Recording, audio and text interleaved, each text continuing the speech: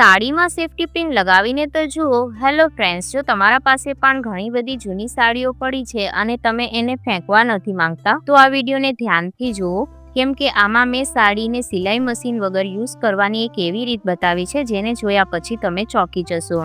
એ પણ આપણે એનો યુઝ કરીશું સેફટી પિન સાથે. સેફટી પિનની મદદથી બનાવીશું ખૂબ જ સુંદર ચીજ. તો ચાલો શરૂ કરીએ. તો અહીંયા મેં એક આવી સાડી લઈ લીધી છે. તમારી પાસે કોઈ પણ જૂની સાડી પડી હોય તમે એનો ઉપયોગ કરી શકો છો. ઘણીવાર આપણી પાસે એવી સાડીઓ હોય જે પહેરીને ખરાબ થઈ જાય, જૂની થઈ જાય અથવા તો વધારે સસ્તી હોય, જેમ કે કોઈ પ્રસંગમાંથી આપણને મળી હોય, જે પહેરવા લાયક ના હોય, એનો અહીંયા તમે ઉપયોગ કરી શકો છો. પણ સાડી થોડી પ્લેન લેવાની, વધારે વર્કવાળી કે એમ્બ્રોઇડરીવાળી સાડીનો ઉપયોગ અહીંયા નથી કરવાનો. તો મેં તમને બતાવી એવી સિફોનની સાડી તમે લઈ શકો છો.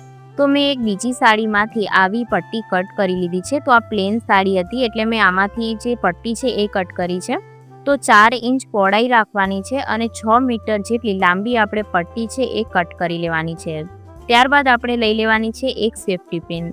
હવે શું કરીશું કે આ જે પટ્ટી છે એના એક છેડા પર આપણે સેફટી પિન લગાવી દેવાની છે અને જે એનો બીજો છેડો છે એ હવે આપણે લઈ લઈશું. એને આપણે 2 આંગળીઓ વચ્ચે લપેટી લેવાની છે. તો અહીંયા હું તમને બતાવી રહી છું એ જ રીતના તમારે કરવાનું છે. તો આ રીતના આપણે છેડાને 2 થી 3 વાર છે ને વીંટી લઈશું, જેથી એ ખુલ્લી ના જાય. ત્યારબાદ શું કરવાનું છે કે જે છેડા પર આપણે સેફટી પિન લગાવી છે એને આની અંદરથી પસાર કરી અને એક નોટ લગાવી દેવાની છે. મતલબ આપણે ચારે બાજુ એક ફરતી નોટ લગાવવાની છે. આ રીતના તમે જોઈ શકો છો. આ રીતના આપણે નોટ લગાવવાની છે. તો ચારે બાજુ આપણે નોટ લગાવવાની છે. તમારે વિડીયોને અહીંયા ફક્ત ધ્યાનથી જોવાનો છે. જો તમે વિડીયોને ધ્યાનથી જોશો અને સ્ટેપ બાય સ્ટેપ ફોલો કરશો તો તમે પણ આસાનીથી આને બનાવી શકો છો.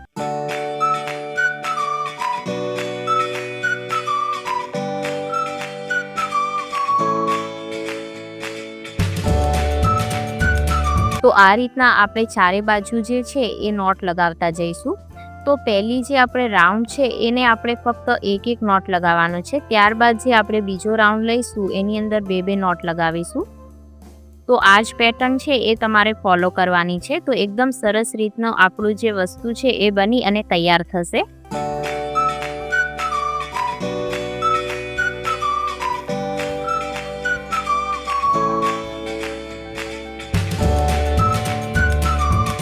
તમે જૂની સાડીનો ઉપયોગ કઈ રીતે કરો છો એ મને કોમેન્ટ કરીને જરૂરથી જણાવજો.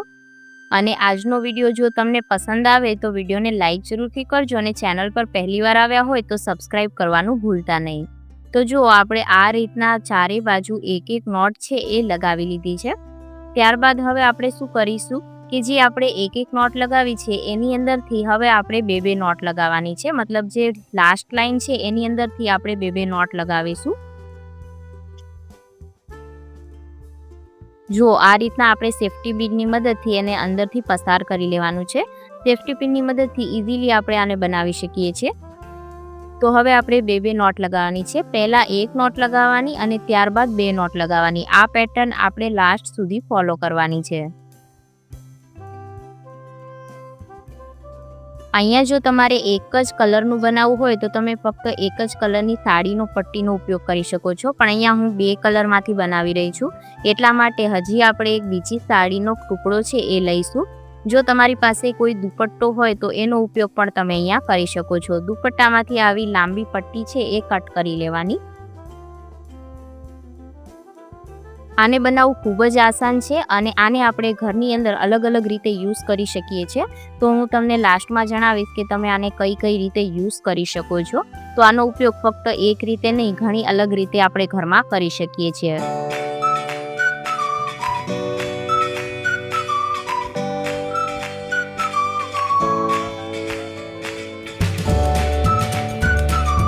તો અત્યારે હું નાની સાઇઝમાં બનાવી રહી છું. જો તમારે આની સાઇઝ મોટી બનાવવી હોય તો તમારે અહીંયા પટ્ટી છે વધારે લાંબી લેવાની અને જો પટ્ટી છે એ ઓછી પડે તો તમે જોઈન્ટ પણ લગાવી શકો છો.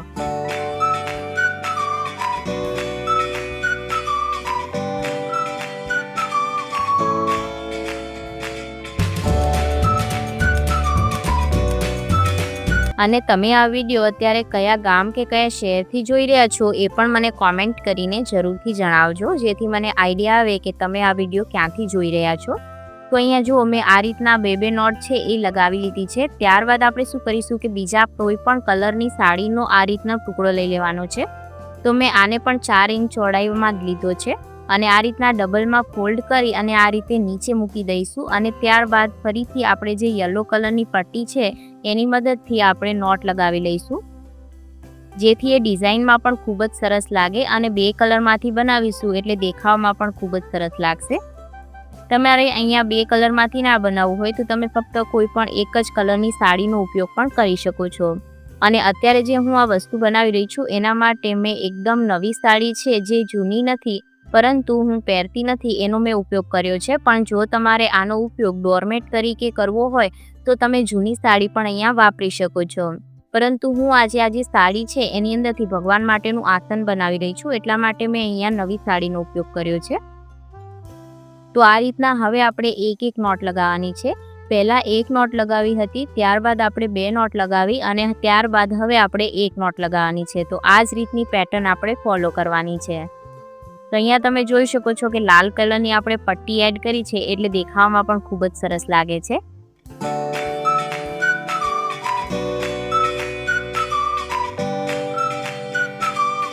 જો તમે મોટી સાઇઝમાં બનાવશો તો આનો ઉપયોગ તમે ઘરમાં ડોરમેટ માટે કરી શકો છો અથવા તો જ્યારે આપણે લોટ બાંધીએ ત્યારે કાથરોટ નીચે મૂકવા માટે પણ તમે આનો ઉપયોગ કરી શકો છો અથવા રોટલી બનાવવા સમયે જે પાટલો આવે એના નીચે પણ તમે આનો મૂકી શકો છો. ઘણી વખત આપણે જમવાનું બનાવીએ ત્યારે વાસણ ગરમ હોય તો આપણે ડાયરેક્ટ કિચન સ્લેબ પર ના મૂકી શકીએ, તો એને મૂકવા માટે પણ તમે આનો ઉપયોગ કરી શકો છો. તો હું અત્યારે આનો ઉપયોગ ભગવાનના આસન માટે કરી રહી છું. તો અહીંયા તમે જોઈ શકો છો મેં 1 રાઉન્ડ છે એ લગાવી લીધો છે. ત્યારબાદ ફરીથી આપણે એક સેફટી પિન લઈ અને આ રીતના લગાવી દઈશું જેથી આપણને ખ્યાલ આવે કે નવી લાઈન ક્યાંથી શરૂ થાય છે. તો અહીંયા આપણે એક જે નોટ છે એ લગાવી લીધી હતી. ત્યારબાદ હવે આપણે બીજી બાજુ 2 નોટ લગાવવાની છે બધી સાઈડથી. તો સેફટી પિનની મદદથી આપણને આસાનીથી ખબર પડશે કે નવી લાઈન છે એ ક્યાંથી શરૂ થાય છે.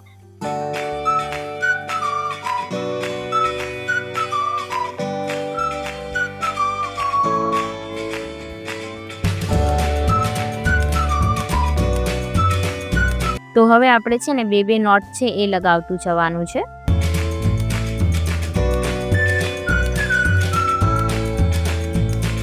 જો તમે મોટી સાઇઝમાં બનાવશો તો એ પણ ઘરમાં ખૂબ જ સુંદર લાગે છે. તમે એનો ઉપયોગ ડોરમેટ માટે કરી શકો છો.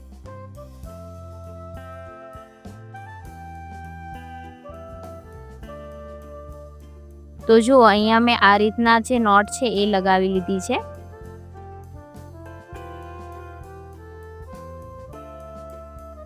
આપણે પૂરી લાઈન છે એને કમ્પ્લીટ કરવાની છે અને જ્યારે આપણને કપડું છે એ ઓછું બચે ત્યારે આપણે એક્સ્ટ્રા કપડું છે એ થોડું કટ કરી અને ત્યારબાદ આપણે સોય અને દોરાની મદદથી એને સિક્યોર કરી લેવાનું છે જેથી એ ખુલ્લી ના જાય.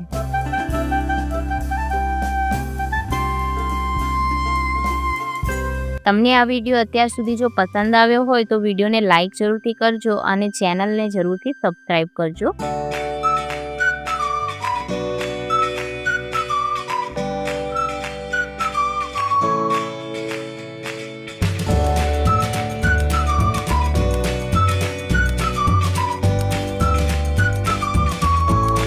તો જો અહીંયા આપણે બધી બાજુથી નોટ છે એ લગાવી લીધી છે.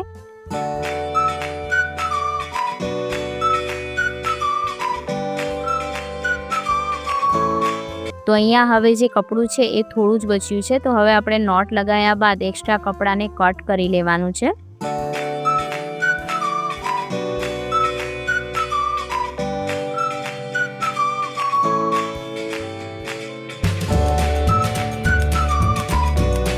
એક્સ્ટ્રા કપડાને કટ કરી અને સોય અને દોરાની મદદથી એને સીવી લઈશું જેથી એ ખુલી ના જાય.